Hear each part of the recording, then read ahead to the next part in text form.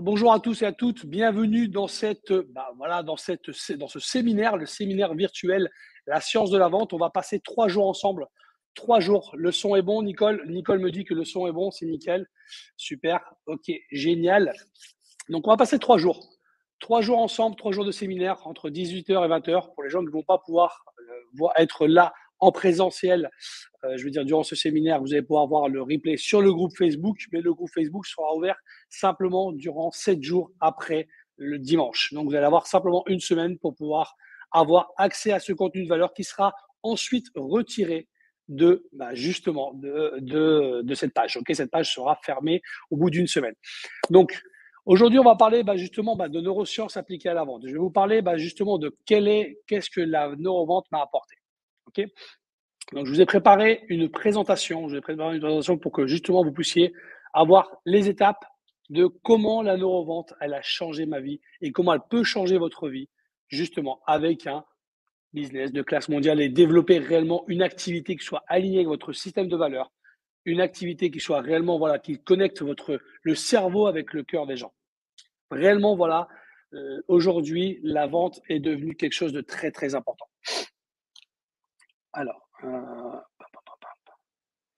s'il te plaît, Douglas, pour partager mon écran. Ah oui, partage d'écran, c'est ici. Je ne partage pas, moi? J'ai juste à cliquer. C'est ça? C'est bon? Ok. Donc, en fait, c'est ça? Il faut que j'agrandisse, c'est ça? Comme ça. Ok. Alors.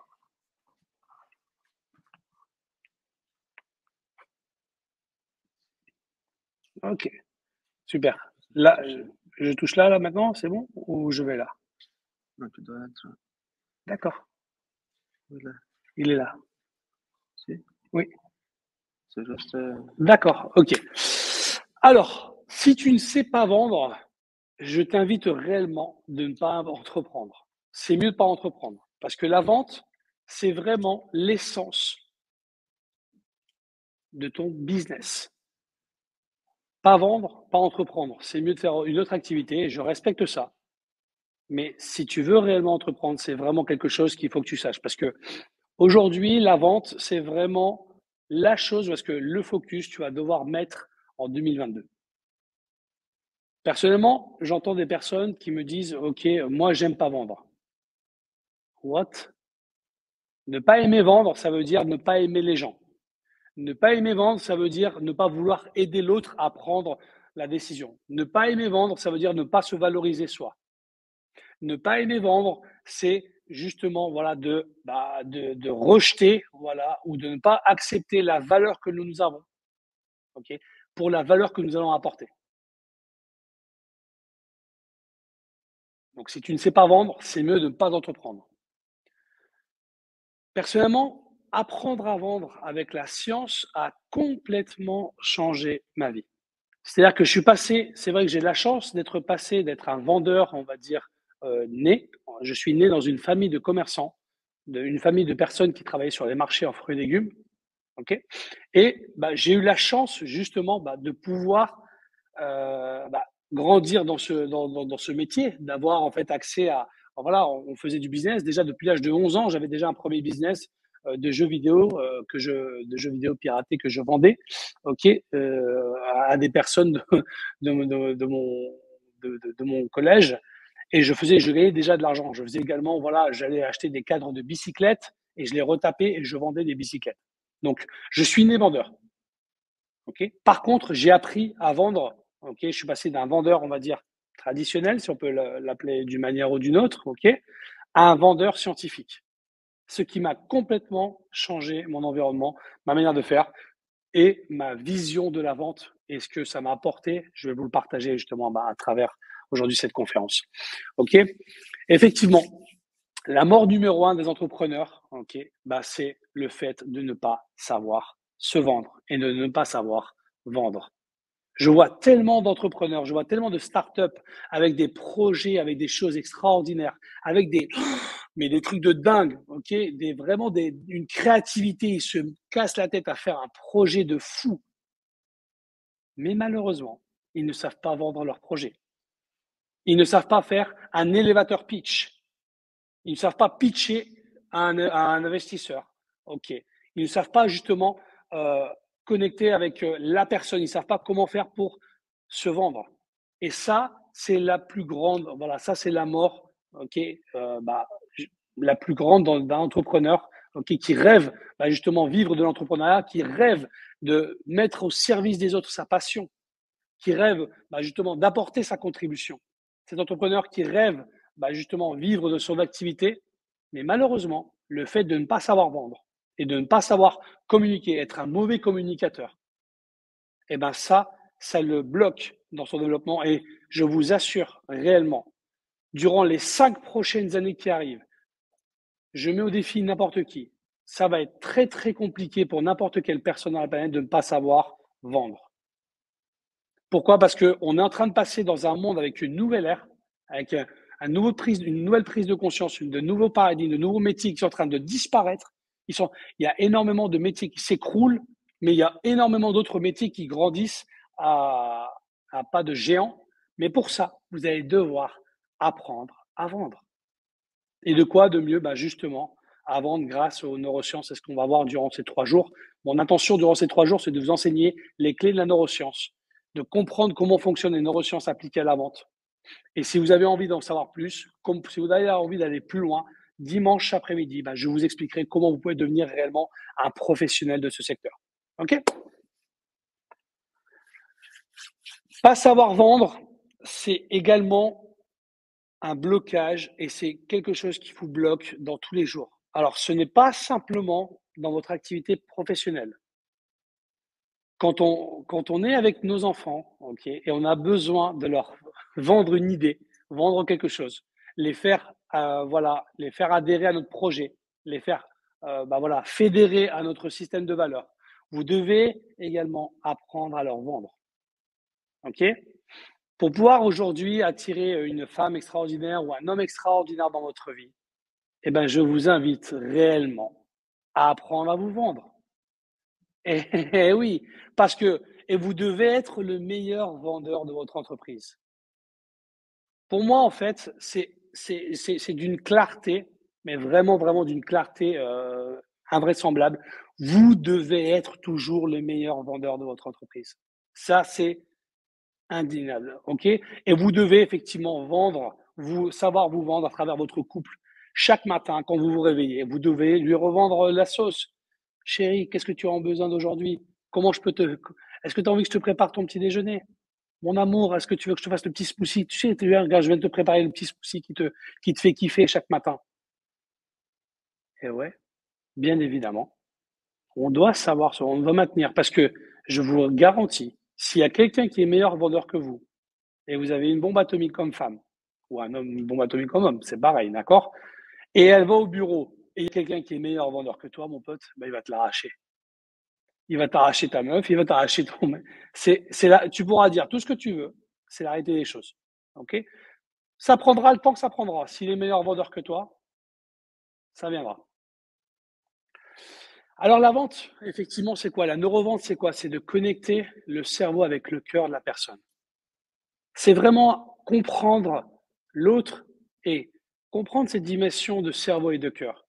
Comprendre que si on arrive réellement à créer cette relation et devenir réellement une opportunité pour l'autre, créer cette connexion de cœur avec le cerveau, connectant réellement, parce qu'en réalité, il y a des études qui nous ont démontré que le cerveau, que le cœur également est un cerveau.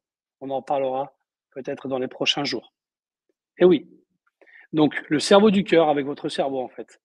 Si vous connectez le cerveau avec le cœur, avec les émotions, vous créez réellement ce lien relationnel et vous êtes réellement là pour lui apporter énormément de valeur. Vous êtes là pour lui apporter quelque chose, vous lui apportez un changement de vie, une dimension qui va beaucoup plus loin de ce que vous lui apportez.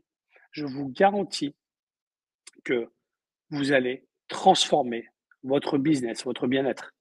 Et si vous vous détachez de manière, justement, c'est un paradigme, c'est un paradoxe que je suis en train de vous dire.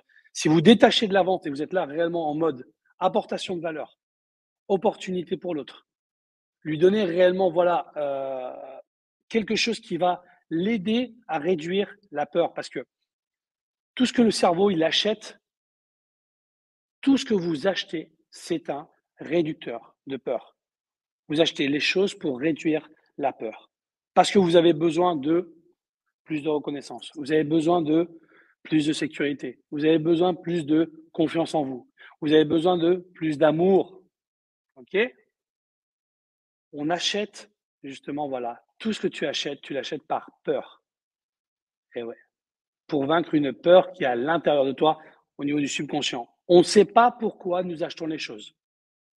95% des achats, okay, se font de manière inconsciente. On ne sait pas pourquoi on achète les choses. Après, on les justifie. D'accord? Bien évidemment, on doit se justifier à soi-même. Oui, mais non, j'ai acheté ça pour telle ou telle chose. Oui, mais c'est normal. De toute façon, j'en avais besoin. Mais tu avais déjà des AirPods avant, Youssef. Tu avais les autres AirPods. Ouais, mais ceux-là, ils durent plus longtemps. Ah, ah. Non, ce que tu voulais, c'était les dernières AirPods. Besoin de diversité. OK? Besoin de reconnaissance. Ouais, ça fait plus classe d'avoir les dernières AirPods. Les AirPods Pro. Eh ouais. Alors, votre cerveau a été designé pour le rejet. Et oui, votre cerveau a été designé pour que justement, voilà, pour le rejet. Ça peut vous paraître dingue, ça peut vous paraître, voilà, fou, mais votre cerveau réellement, voilà, en fait, le rejet, c'est quelque chose de normal, d'accord? C'est une normalité, d'accord? C'est pour ça qu'il est dans la fuite ou dans l'attaque. Votre cerveau, OK, le cerveau reptilien notamment, est justement est designé pour que avoir justement le rejet, c'est une normalité. Après que on le passe bien ou pas, ça c'est autre chose. D'accord? Mais réellement, voilà votre voilà, ça a été designé pour ça en fait. Et oui, c'est vrai, effectivement, les noms, ils sont terriblement durs. On a été éduqués, d'accord, depuis notre plus jeune âge, à que les noms soient quelque chose de très très dur. Ok? Ah, c'est dur qu'on nous dise non. C'est dur et tout ça. Et non, ça nous frustre.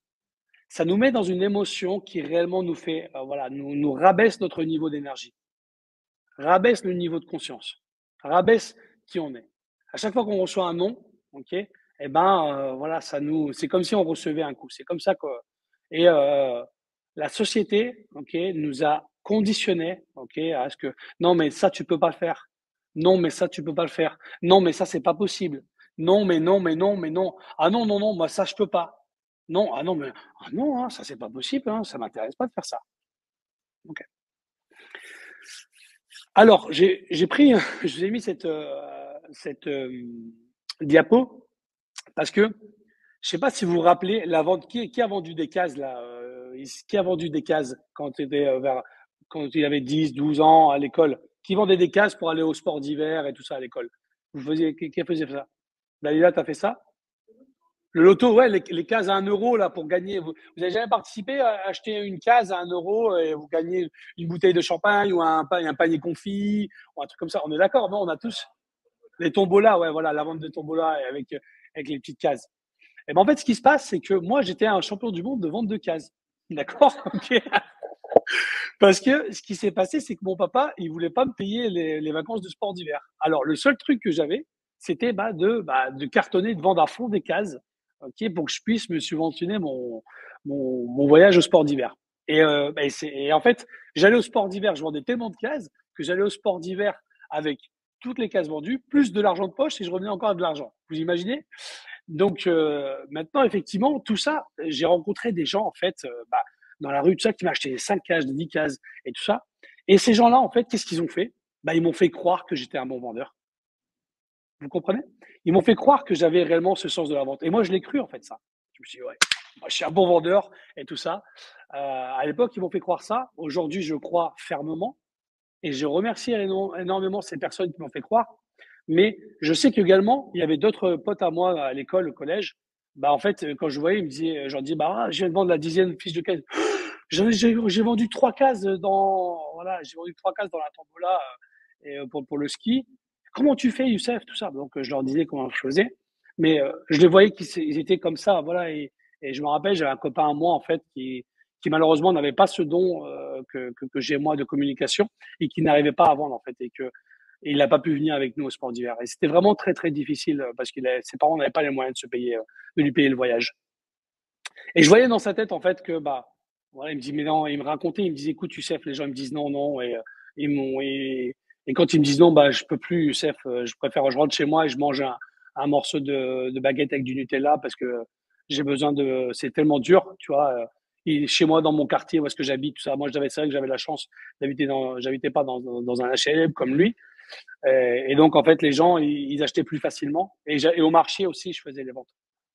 Mais ce que je veux dire par là, c'est que c'était une excellente école pour moi personnellement parce que grâce à ça, en fait, j'ai cru en moi. J'ai cru, en fait, il y a eu des gens qui m'ont aidé. Mais je sais que également, de l'autre côté, il y a des gens c'est là qu'ils ont commencé, en fait, à être challengés, à recevoir des noms, et à justement apprendre, bah, voilà, la vente, à voir la vente comme quelque chose, ben, voilà, ouais, il y a que les gitans qui vendent, il y a que les arabes, il y a que, ouais, c'est pas bon, regarde le pauvre Youssef, là, il est en train de vendre ses cases, ses parents, tu te rends compte, hein, ses parents, ils ont pas l'argent pour lui payer son voyage et tout ça. Donc, conditionnement dans votre cerveau. La vente, c'est de la merde. La vente, si tu vends, tu es un fracassé. Si tu vends, c'est parce que tu n'as pas d'argent. Si tu vends, nanana. Donc, vous avez stimulé, vous avez eu énormément de choses dans votre cerveau qui sont rentrées, qui ont fait que vous ont conditionné. Je parle des cases, comme je peux parler d'autres choses, comme la vente dans les kermesses ou quoi. Vous savez, vous vous rappelez, on organisait des kermesses, ok, et on se mettait à vendre nous, on faisait des gâteaux, on faisait des cakes, des tartes ou quoi, et on vendait des morceaux. Et c'est exactement la même chose. D'accord. Moi, je me rappelle de ça. C'est vrai que j'avais eu aussi des personnes qui m'ont dit mais quoi, tes parents, ils n'ont pas l'argent pour te payer ton voyage et tout ça. J'ai dit si, mes parents, ils ont l'argent, je me rappelle, je leur disais, mais ils veulent que je développe mon leader, ils veulent que je développe mon talent de vendeur. Moi, j'ai envie de me payer moi, ça va me rendre fier de moi, je travaille déjà. Ah, ok, d'accord. Parce qu'il y aura toujours des gens, même si c'est des adultes, il y a eu des gens, ok, qui voulaient nous rabaisser, voilà, qui voyaient la vente comme quelque chose de négatif. Ok. Et là, en fait, effectivement, bah, là, vous me voyez en train de sauter sur une voiture. C'est que quand j'ai cru, en fait, effectivement, que j'étais un excellent vendeur, effectivement, ces gens-là, ceux qui m'ont acheté et tout ça, m'ont permis justement de faire gonfler cette essence. Hein. J'ai eu de la chance également de rencontrer des personnes avec lesquelles j'ai travaillé dans les industries du sport. Par exemple, à l'âge de 16 ans, j'ai été formé par une personne qui m'a permis justement de comprendre en fait la psychologie humaine de la vente. Okay, et le premier mois, je me rappelle d'avoir touché un chèque, okay, et qui était plus important que le sien, même si j'étais à 75% du SMIC. Mais en réalité, ce qu'il a fait, ce mec-là, Fabrice, et je le remerciais du fond du cœur, c'est qu'il m'avait donné les ventes.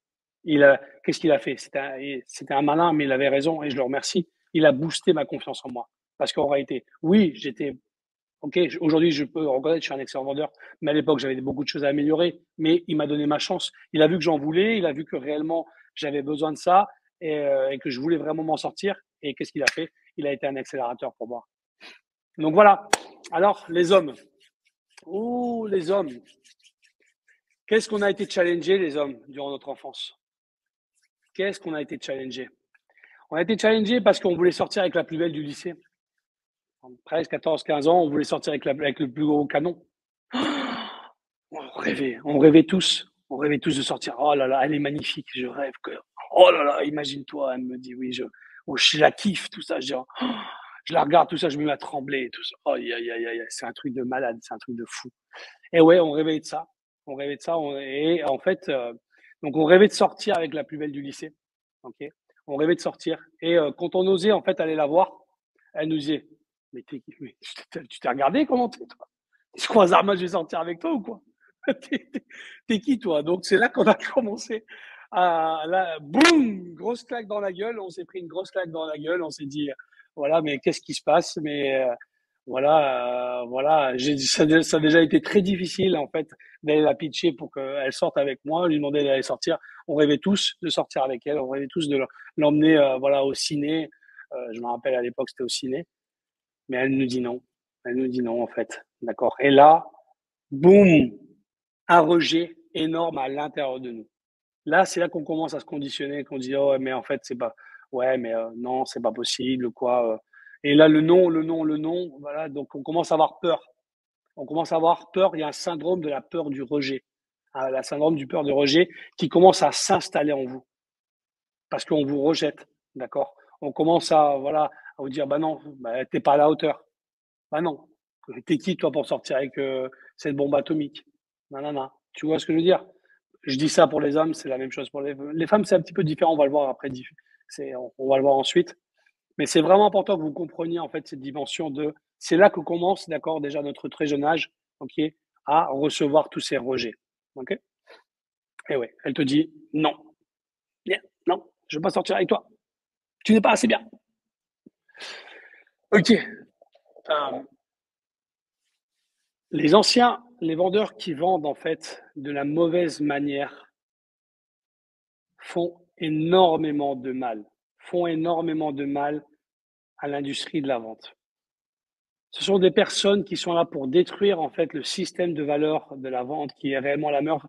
La vente, c'est ce que j'ai expliqué la dernière fois dans un séminaire, c'est la déesse de la vente, c'est la déesse de l'amour. La vente, c'est quoi? C'est réellement, voilà, aimer l'autre et l'aider réellement dans un processus de prise de décision. C'est un acte d'amour en fait. Et effectivement, il y a des vendeurs qui sont là pour te vendre n'importe quoi, à n'importe quel prix, sans aucun scrupule, en te vendant en fait avec la peur.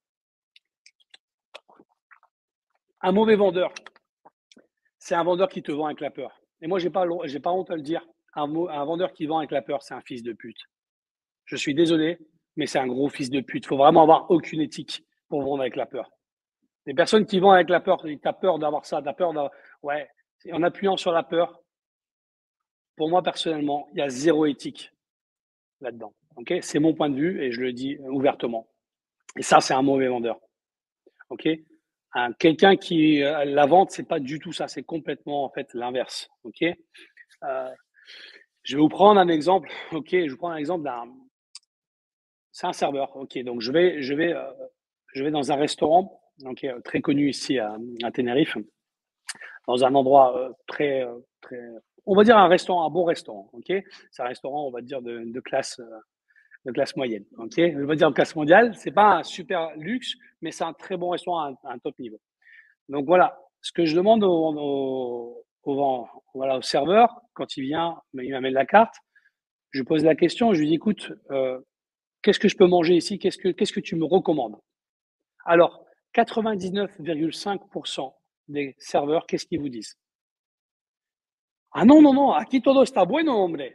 Tout, ici, là, non, non, tout ce qu'il y a dans la carte, c'est très bon, mon ami. Ok, d'accord.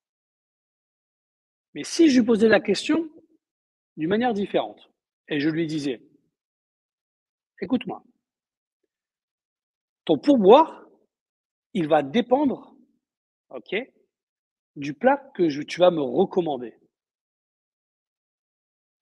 Est-ce que vous pensez, parce que normalement, lui, quand il te dit ça, il te dit, bah, par exemple, les langoustines à 150 €, qui est le plus cher sur la carte.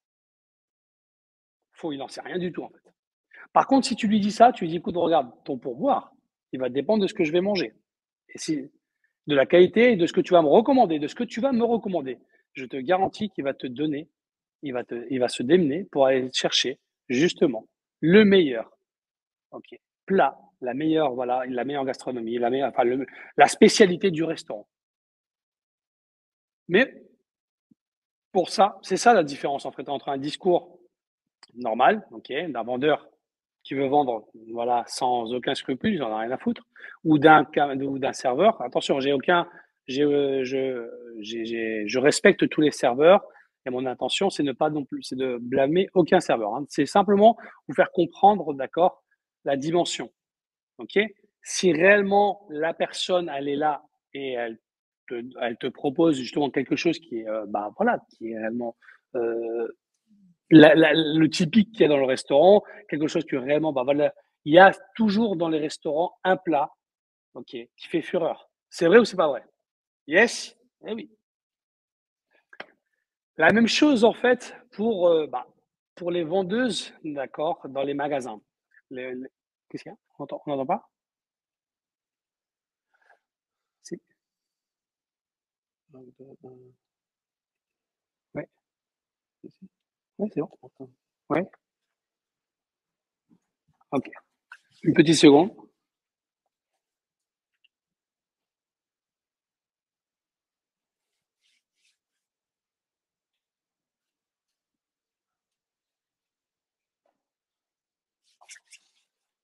Une petite seconde, un petit challenge technique.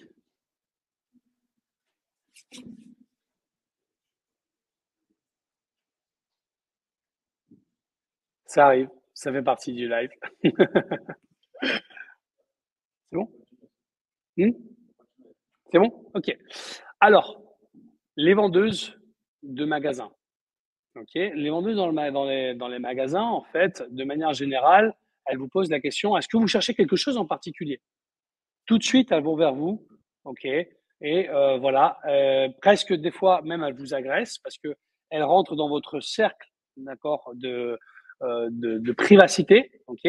Et en fait, bah, quand elles rentrent dans votre cercle de privacité, vous êtes challengé. On est d'accord, non?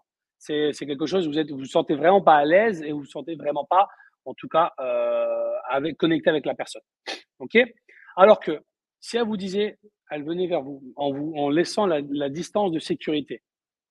Bonjour, comment allez-vous? Ok, je reste à votre disposition pour n'importe quelle chose que vous avez besoin. Vous laissez la personne avec cette distance de sécurité, ok, et vous gardez en fait, d'accord, vous gardez cette le visuel, enfin, vous restez connecté à la personne de manière visuelle durant tout le moment qu'elle est dans le magasin, et dès qu'elle a besoin de vous, ok, vous voyez qu'elle veut prendre quelque chose au-dessus, qu'elle n'y arrive pas ou quoi que ce soit, est-ce que je peux venir vous aider? Là, vous venez, ok, et la personne va vous inviter à rentrer dans son espace, ok.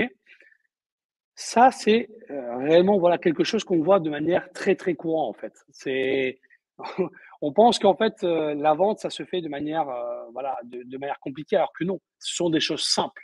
En faisant les choses simples, en connectant avec les sens des personnes, en connectant réellement avec les personnes, en connectant le cerveau avec le cœur de la personne. C'est vraiment ça la chose la plus importante. Parce que sinon, ce qui va se passer, c'est que si vous n'arrivez pas à vendre, vous n'arrivez pas à vendre vos services, vos offres, vos projets, qu'est-ce qui va se passer? Vous allez devenir enchaîné, en fait. Vous allez devenir, voilà, vous allez vous enchaîner, en fait, et vous allez perdre votre liberté. Et perdre votre liberté également, c'est quand vous laissez votre business, ok, dans les mains d'un tierce. C'est-à-dire, voilà, vous avez décidé, ok, vous n'êtes pas bon dans la vente, vous voulez absolument déléguer la vente à quelqu'un d'autre parce que vous êtes nul à chier. Erreur. Là, quand il se passe ça, en fait, qu'est-ce qui se passe? Vous perdez, d'accord, le contrôle de votre business. Vous perdez, ok, la force de votre business. Le business, il vous appartient plus. Il appartient à la personne. Que vous êtes un excellent vendeur et que vous avez des capacités, vous avez décidé de déléguer la vente parce que vous voulez vous occuper à autre chose, parce que vous voulez développer l'entreprise, ça, c'est ok. Mais par contre, vous devez toujours être le meilleur vendeur.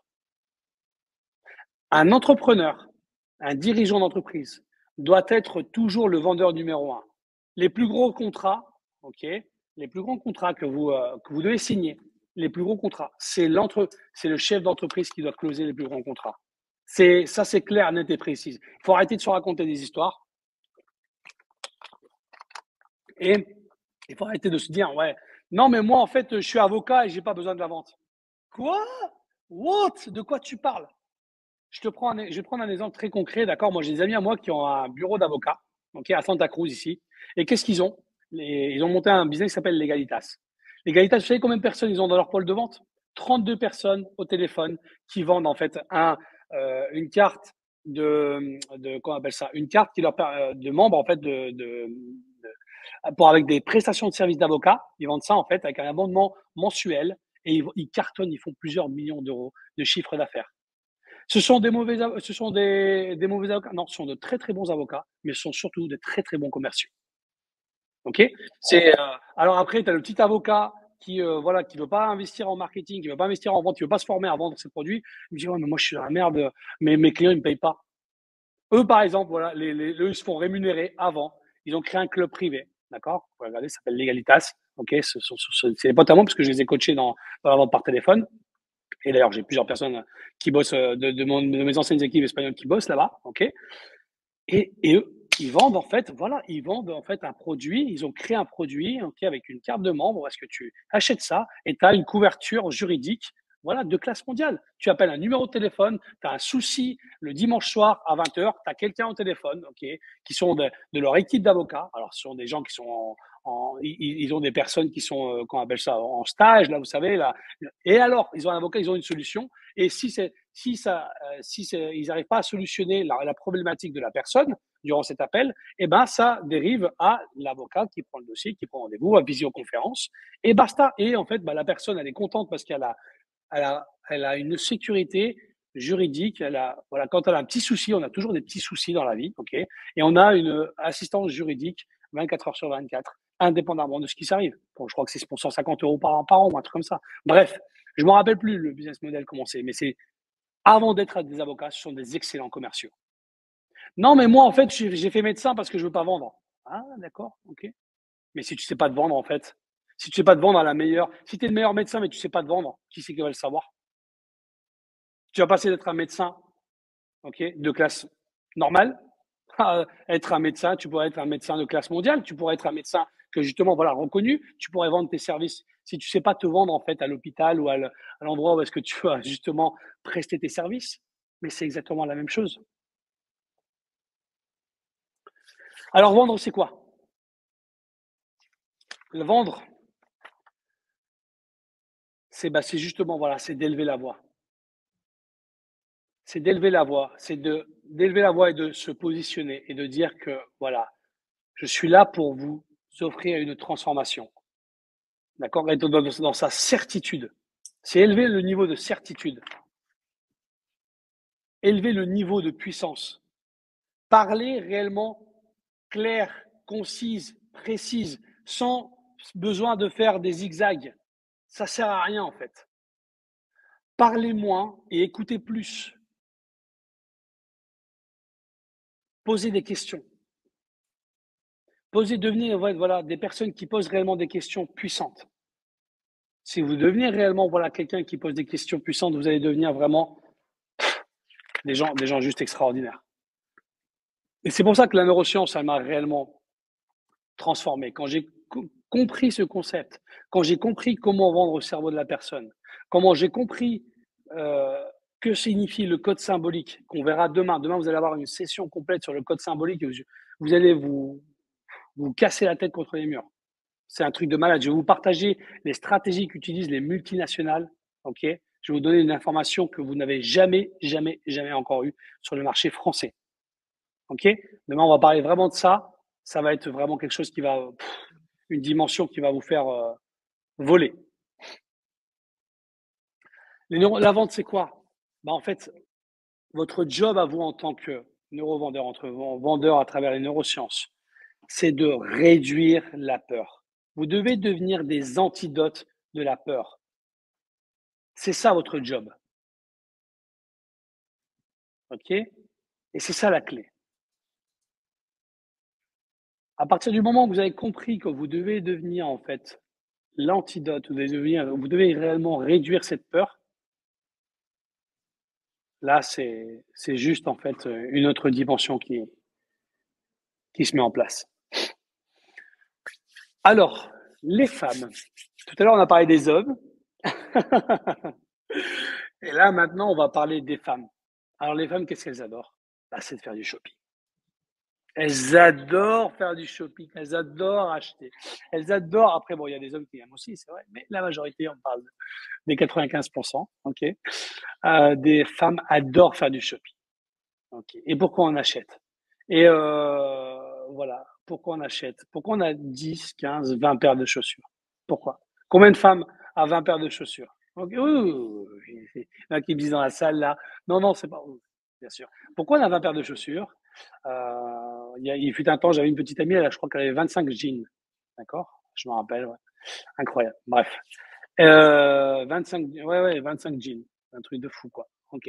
Pourquoi ils achètent autant de quantité? Pourquoi ils achètent ça? Pour réduire la peur. La peur de quoi? De ne pas être aimé. La peur de ne pas être vu. La peur de ne pas être connu. La peur de ne pas pouvoir séduire et de maintenir, en fait, cette séduction. Ok? C'est réduire, en fait. On achète les choses pour réduire cette peur. Ok? Et peur de, voilà, de pas être à la hauteur. Peur de perdre sa confiance en soi.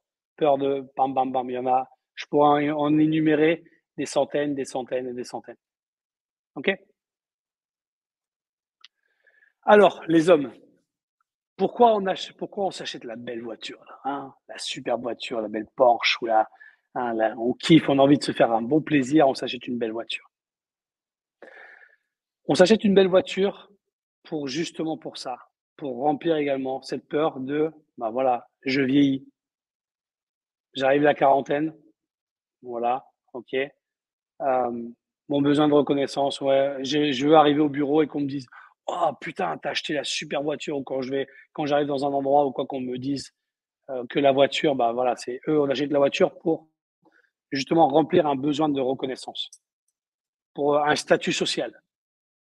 Il y a les hommes, la majorité des hommes pensent qu'avoir une voiture noire, une grosse BM ou quoi que ce soit, c'est un statut. D'ailleurs, vous pouvez regarder un petit peu sur les réseaux sociaux, beaucoup d'instagrammeurs, tout ça, utilisent des voitures et tout ça, des grosses voitures pour dire: «Moi j'ai réussi, grosse montre, grosse voiture». OK? Pourquoi?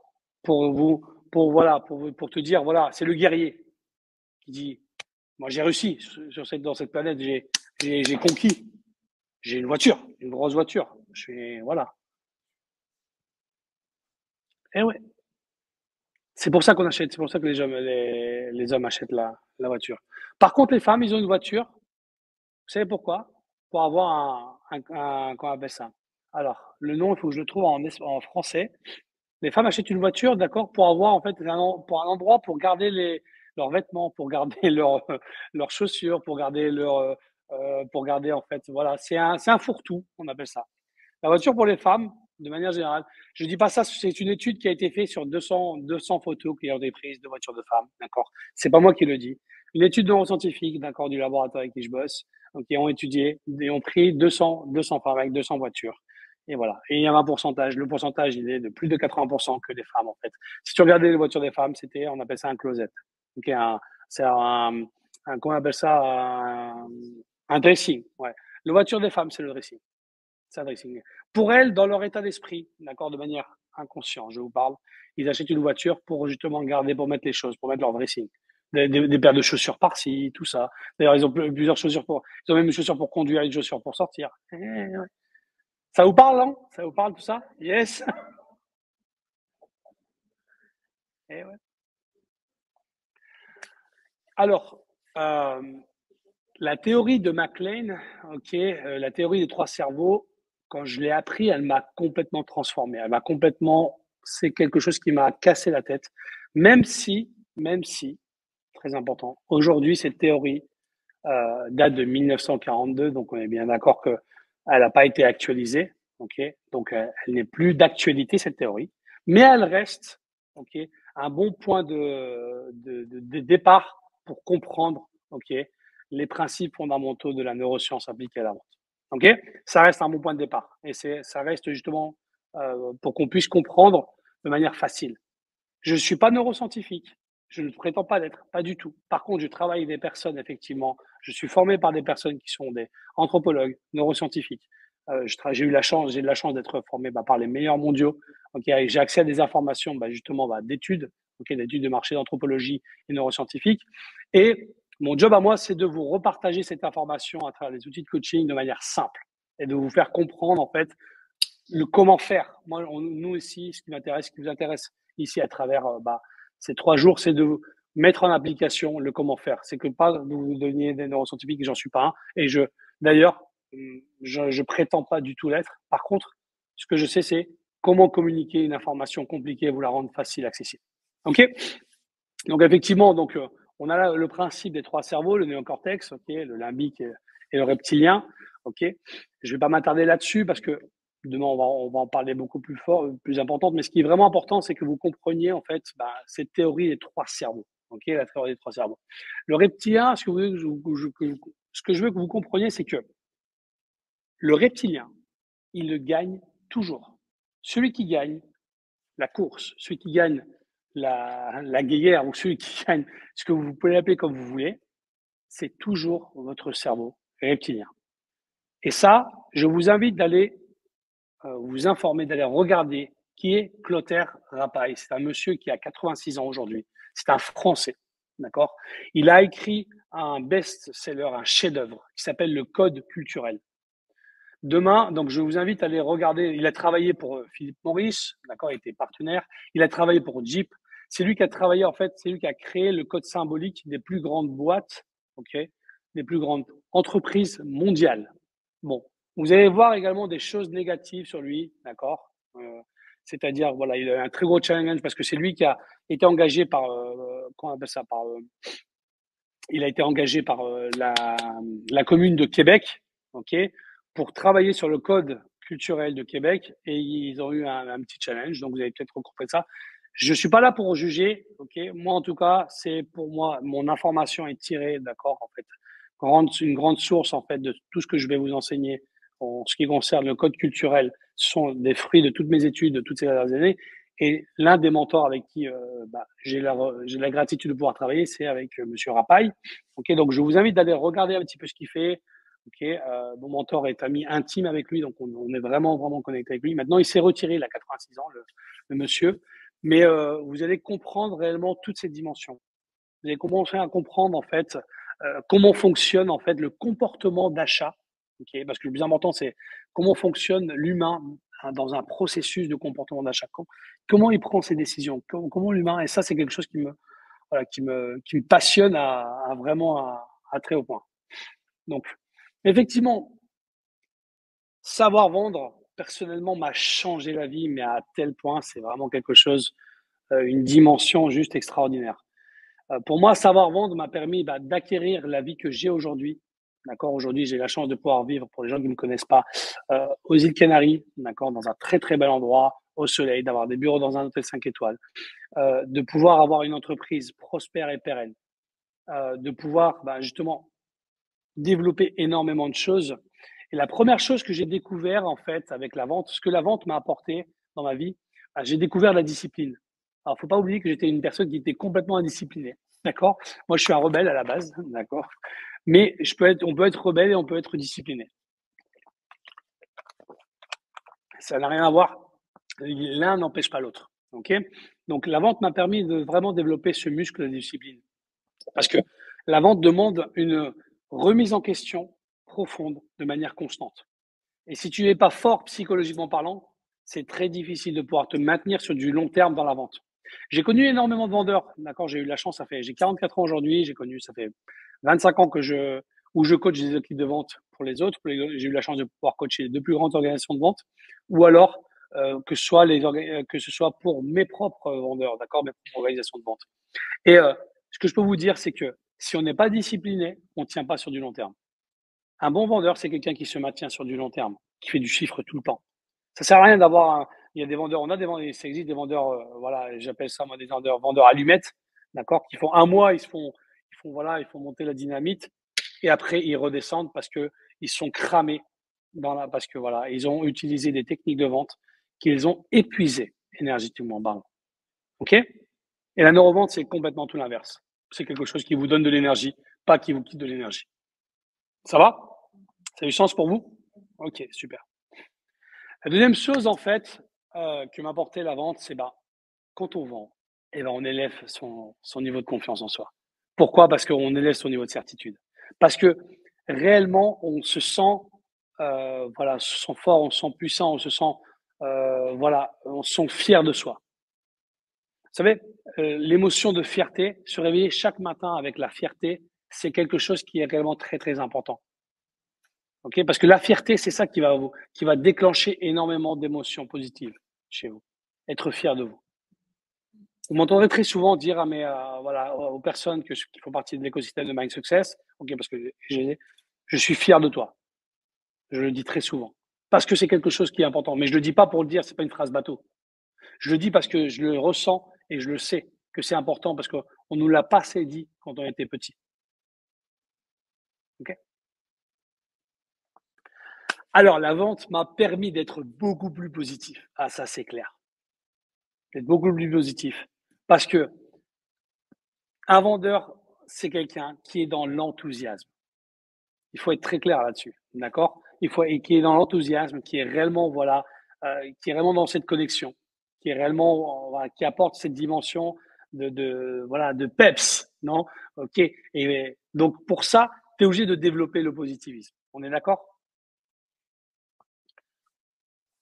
Alors, pour moi, en fait, quand quelqu'un me dit non, ben, je l'entends pas, en fait. Moi, j'entends un oui. Alors, ça peut faire sourire les gens, mais pour moi, le non, il n'existe pas, en fait. Ma philosophie, c'est quand j'entends un non, j'entends un oui. Parce que c'est non, c'est pas le moment. Mais oui, je travaillerai avec toi plus tard. Moi, j'entends oui, en fait. J'entends oui. Et voilà. Quand la personne te dit que non, elle est en train de te dire non, en fait, tu sais, c'est pas le moment pour moi. Et vous devez respecter le moment de la personne. Ça doit être, c'est pas écologique peut-être pour elle en ce moment, pour raison X ou Y. Et alors, combien de personnes, d'accord, mais je vois un oui et je reste. Pourquoi je vois un oui? Je vois un oui, yes, je vois un yes. Parce que je dis yes, je vais pouvoir, en fait, à un moment donné, pouvoir travailler avec cette personne parce que j'ai envie de bosser avec elle. Mais en tout cas, déjà, au moment que je vais faire cette entrevue, cet entretien, cet appel de valeur, pas un appel de vente. On a travaillé justement il y a quelques jours avec mon équipe, d'accord, au dernier mentoring qu'on a fait, c'était un appel de valeur. On a travaillé appel de vente versus appel de valeur. OK? On a travaillé là-dessus pour justement faire comprendre cette dimension d'appel de valeur. J'apporte de la valeur. Ces personnes, je sème une graine de transformation à l'intérieur d'elles. OK? Et quand je sème cette graine de transformation à l'intérieur d'elle, qu'est-ce qui se passe? Et ben, c'est là que justement, je peux me connecter à elle. Je peux lui partager. Je peux lui partager quelque chose. Je peux connecter à sa personne et cette personne va réellement il va y avoir réellement une dimension qui va être beaucoup plus puissante par rapport à ça. Il va y avoir autre chose qui va se créer. Et ça viendra. Si ça va se faire. Et ça se fait pas. Ce n'est pas grave, ça change rien.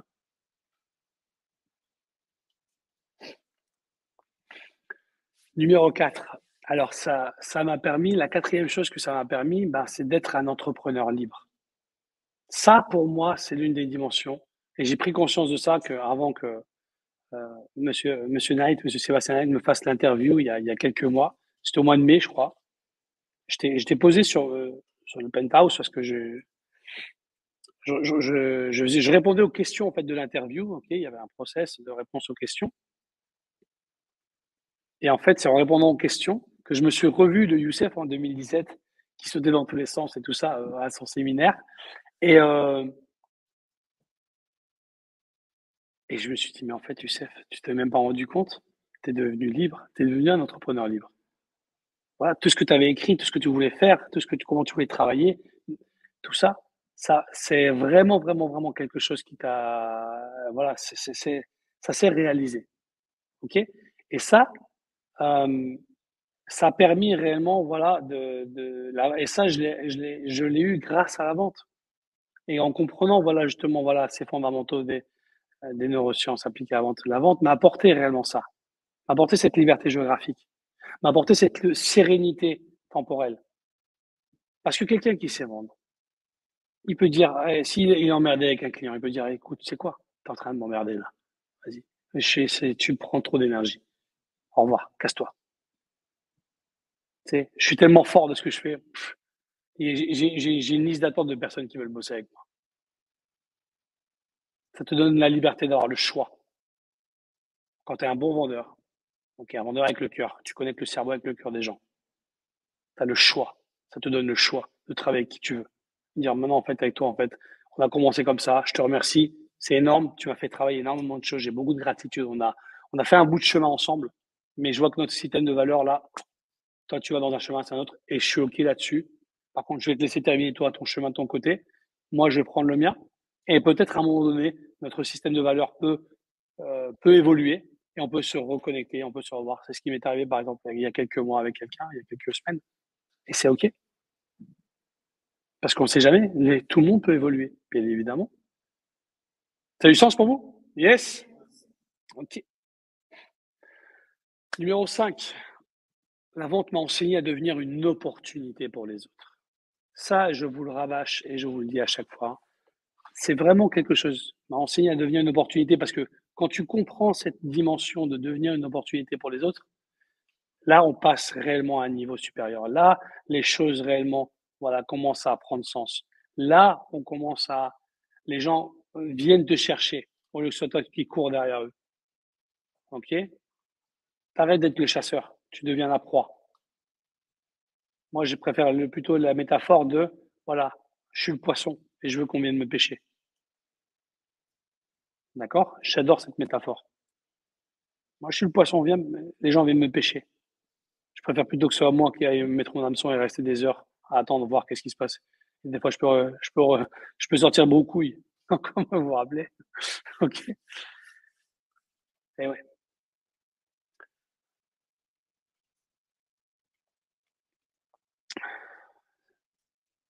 Ce que ça m'a appris également, d'accord, le numéro 6, c'est que la vente m'a appris réellement à donner. Mais à donner réellement. Ok. Mais sans rien attendre en échange. Absolument rien. Tu donnes de manière inconditionnelle. Et on regarde qu'est-ce qui se passe. On n'a pas besoin, on n'attend rien. Tu donnes, ok. Plus tu vas donner de manière inconditionnelle, sans attendre absolument rien en échange, c'est là que tu deviens une opportunité. Les gens, ils le sentent. Il ne faut pas prendre des gens pour des cons. Faut arrêter un peu 2 minutes là, d'accord? Ok? Les gens, ils savent quand tu veux leur donner, mais il y a un intérêt derrière. Ils le ressentent. On ressent la vibration. On ressent d'accord? On est tous plus ou moins connectés, d'accord? Et il faut arrêter de dire voir les gens en dessous de toi. Il y a personne qui est en dessous, il y a personne qui est au-dessus.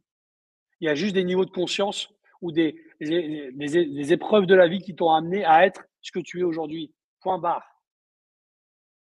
Mais le plus important, c'est de savoir où est-ce que tu es, qu'est-ce que tu veux. Et si tu as envie de donner les choses, fais-le avec le cœur. Donne les choses. OK? Et avance. Numéro 7.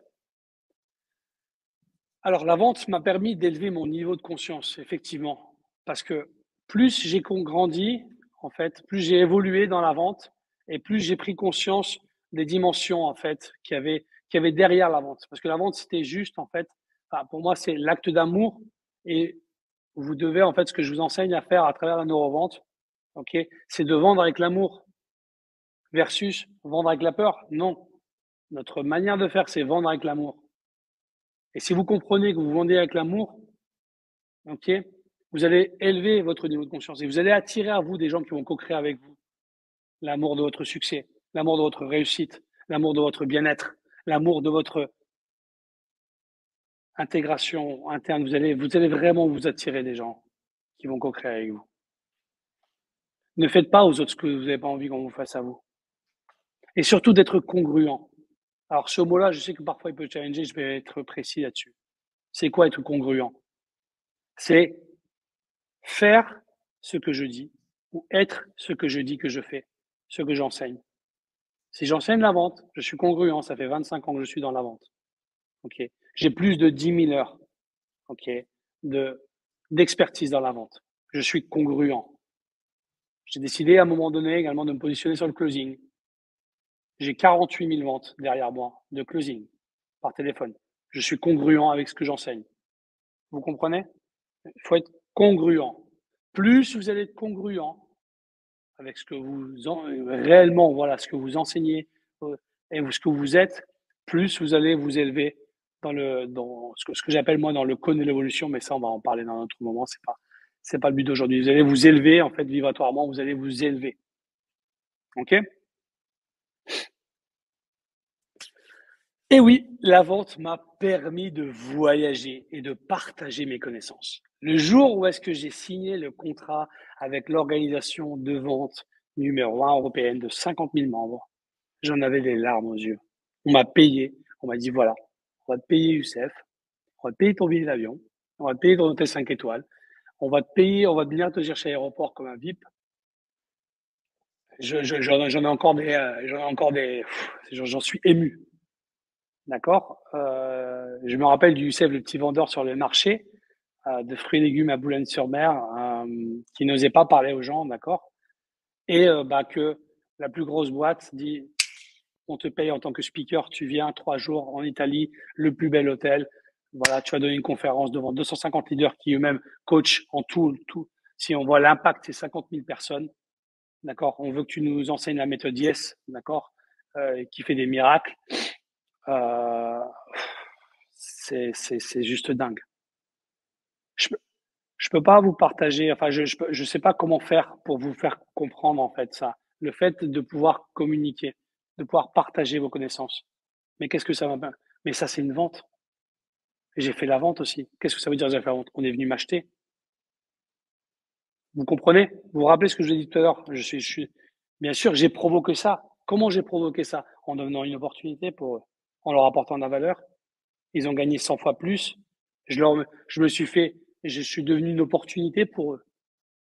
Ils m'ont vu comme une opportunité. Vous comprenez ce que je veux dire? Ok, ils m'ont vu comme une valeur ajoutée. Ils m'ont vu, ah merde, il m'a vendu quelque chose. Ah putain, merde, je me suis fait avoir. Combien de fois ça nous est arrivé ça? Eh ouais, non. Là, waouh, c'est une putain d'opportunité d'avoir Youssef en tant que speaker au séminaire. Vous comprenez? Et donc, oui, effectivement, bah, la liberté de temps, liberté géographique et aussi la liberté financière. C'est-à-dire que pour moi, la liberté financière, c'est d'avoir suffisamment de revenus mensuels qui te permettent de te payer largement ta vie. Ok. Après, t'as tout. Moi, je parle plus de sérénité financière que de liberté financière. Je préfère le mot sérénité. Sérénité, je suis serein. Pourquoi? Parce que j'ai développé une compétence de classe mondiale qui me permet de, à n'importe quelle situation, je sais comment générer des très gros revenus rapidement. D'accord? Et ça, voilà, c'est grâce à la neurovente. Et bien évidemment, pour ceux qui veulent aller plus loin, bah, dimanche, on parlera de ça, justement, s'ils veulent faire la même chose. OK? Numéro 9. La neurovente, elle m'a enseigné à écouter. Parce qu'avant, j'étais un vendeur à l'ancienne. Je ne connaissais pas ce processus des neurosciences. Donc, je faisais bla, bla, bla, bla, bla, et bla, bla, bla. J'étais le baratine, tu comprends, tout ça, là. OK? J'étais, voilà, j'étais le beau parleur, là, tout ça, là. Et non, ça sert à rien. En fait, on a 2 oreilles et une bouche. Donc, ces 2 oreilles, il faut les utiliser pour écouter, pour poser des questions, pour écouter également l'émotion, le cœur de la personne qui est en face de vous. Je vous assure que si vous fermez les yeux et vous vous connectez au cœur de la personne, quand vous lui parlez, le cœur va vous parler. Ça peut vous paraître un peu une dimension spirituelle ou un peu perché ou quoi. Non, c'est scientifique en parlant. Si vous vous connectez réellement à la vibration de la personne et vous connectez à sa vibration, à son être, à ce qui est lui à l'intérieur de lui, et vous allez créer quelque chose, une énergie entre vous deux qui va au-delà de ce que vous pouvez vous imaginer. La neurovente, effectivement, m'a aidé à devenir un leader. Alors, un leader, c'est quoi? C'est une personne, d'accord, qui est au service des autres, selon mon point de vue. Un leader, c'est une personne qui met la lumière sur les autres, qui est là pour les servir. Il a une valeur ajoutée dans la vie des autres. Il n'est pas là pour prendre ou se croire au-dessus des autres. Non, il est là pour lui apporter une valeur ajoutée. Il est là pour être à l'attention de son équipe, d'écouter quand il y a des challenges, que ce soit même au niveau perso que pro. Attention, ce n'est pas quelqu'un qui est là pour recevoir voilà les merdes et tout ça. Non, je parle pas de ça. Il sait que la personne elle a un leadership, il sait qu'elle a un système de valeurs qui match, et il est là pour justement servir les autres. Et ce sont les autres qui doivent te voir comme leader. C'est vraiment important. Le communiquer, je suis, je suis, je suis. Ouais, tu peux le dire, bien évidemment, mais dans quelle intention tu le dis et comment tu le dis et comment tu le dis et comment les gens te perçoivent. Déjà, devenir le leader de sa vie, de son destin, de sa dimension, de son entreprise.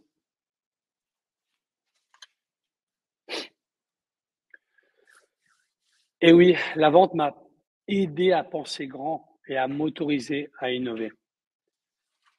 Quand on est dans la vente, eh ben, vous savez, mon business model jusqu'à 2021, c'était de vendre du consulting high ticket à des très très hauts niveaux, ok, 100 000, 150 000, 200 000 euros à des entreprises et que j'accompagnais bien évidemment dans les stratégies ultra performantes de vente. On mettait en place, voilà, je recablais la personne en fait au succès et qu'il puisse en fait atteindre un succès financier en un temps record. D'ailleurs, il y a eu beaucoup d'articles qui ont été écrits là-dessus. Mais le plus important, c'est quoi? C'est que, ok, quand j'ai fait ça, bah, ça m'a aidé à. Je lui dis, écoute, un truc de fou. Il rêvait de faire un événement, ce client rêvait de faire un événement à Dubaï. Je lui dis, go, on va faire cet événement à Dubaï. C'est ça qui est.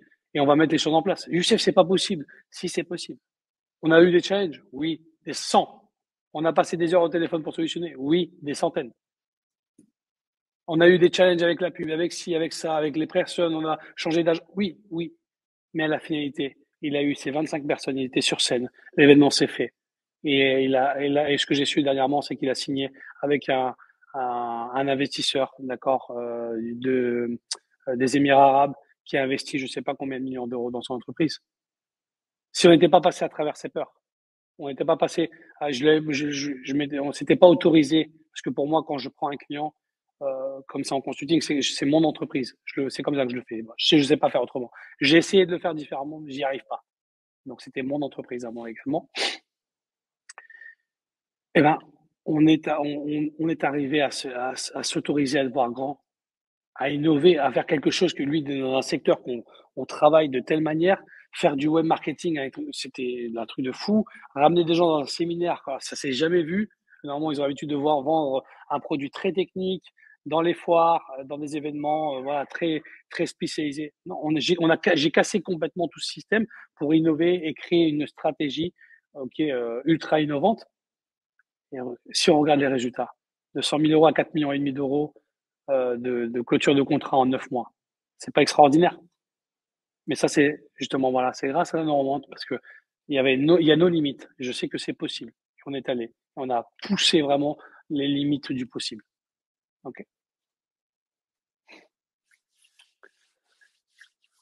Alors, je pense que l'une des choses pour moi les plus importantes, ok, par rapport à la neurovente, ok, c'est que ça m'a aidé réellement à être à 1000% moi-même.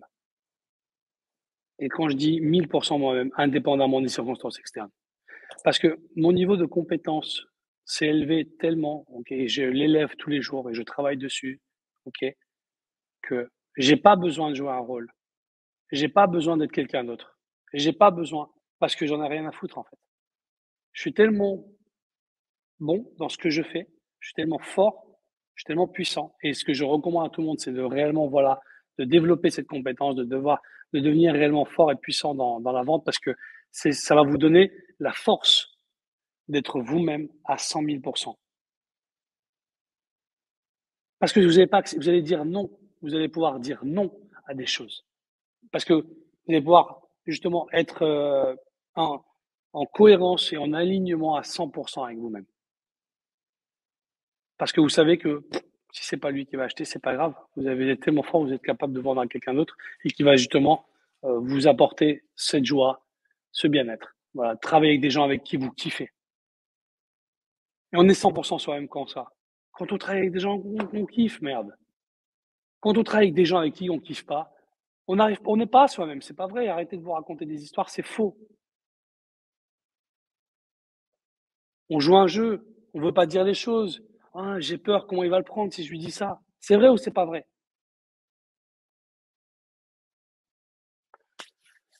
Vendre, c'est ça. C'est ce que je vous ai dit. C'est l'acte d'amour le plus beau qui existe au monde. Je vous l'ai dit, je vous le répète, mais je veux vraiment que ça reste ancré dans votre esprit. Mon objectif, c'est que vraiment ça reste ancré dans votre esprit. Et si on regarde, regardez ce que notre ami Cristobal Colomb a fait. Qu'est-ce qu'il a réalisé avec la vente? Pour moi, après, je suis pas là pour juger ce qu'il a fait, ce qu'il est bien, ce qui n'est pas bien. Je suis pas là pour ça. Je suis en train de vous dire, pour moi, Cristobal Colomb, c'était un vendeur de classe mondiale. Il est allé voir la reine d'Espagne, il lui a vendu l'idée qu'elle lui laisse de l'argent pour aller acheter justement voilà, des terres en Amérique du Sud et tout ça. Et aujourd'hui, on parle l'espagnol en Amérique du Sud grâce à un vendeur de classe mondiale. Imaginez-vous, en fait, Cristobal Colomb n'avait pas fait de pitch elevator, tu vois, à la reine d'Espagne à l'époque. Eh ben, toute l'Amérique latine serait privée toute cette culture. Après, il y a tu aimes pas, on va pas rentrer là-dedans. Mais je pense que le fait qu'ils aient accès à toutes ces cultures et la langue espagnole et tout ça, ça leur a quand même bénéficié. Maintenant, ça, c'est un point de vue personnel, d'accord? Je ne vais pas rentrer dans des détails. Mais imaginez-vous la vision et le vendeur de classe mondiale.